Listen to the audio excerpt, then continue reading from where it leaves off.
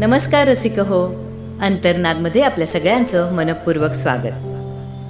आज सादर करते संतोषदादा जगतापांची एक सुंदर रचना. शीर्षक आहे कोपरा.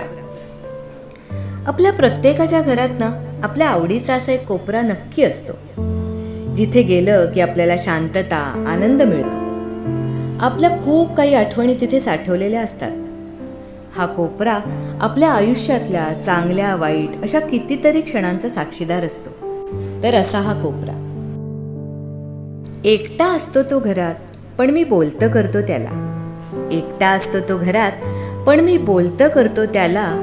मी लिहिताना निबीड होत जातो, तेव्हा तो बसून राहतो बाजूला. एकटा असतो तो घरात, पण मी बोलतं करतो त्याला. मी लिहिताना निबीड होत जातो, तेव्हा तो बसून राहतो बाजूला.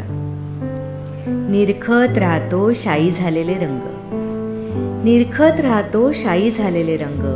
कागदावरचं अरण्य तो पाहतो डोकावून. काहीसं हळवं होत वाचतो पानांची अक्षरवाट, काहीसं हळवं होत वाचतो पानांची अक्षरवाट. तिथं येत नाही कोणी, तिथं येत नाही कोणी. गारव्यानं खेप आणून टाकलेली असते. तिथं कुडकुडत तो देखील मजसमवेत बसतो. वाफाळता चहा आला की गप्पा मारण्यासाठी खुलतो. माझ्या कवितांवर त्याला खूप बोलायचं असतं, माझ्या कवितांवर त्याला खूप बोलायचं असतं. काही बारकावे सुटले तर शब्दांनीच मला सोलायचं असतं. तो निष्पक्ष असतो, तो निष्पक्ष असतो. मी घरातलाच एक आहे म्हणून झुकतं माप तो कधीच देत नसतो.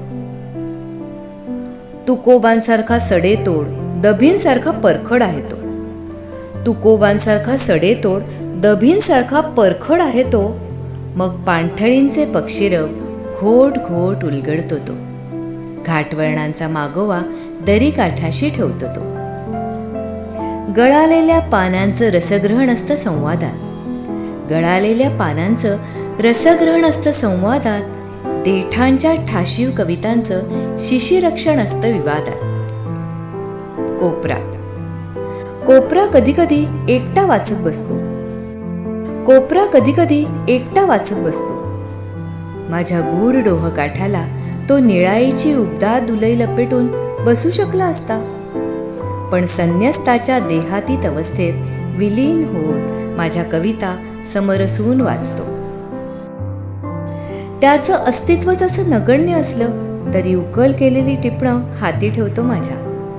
त्याचं अस्तित्व तसं नगण्य असलं तरी उकल केलेली टिपणं हाती ठेवतो माझ्या. तिथं त्याजवळ सहज बसलं तरी.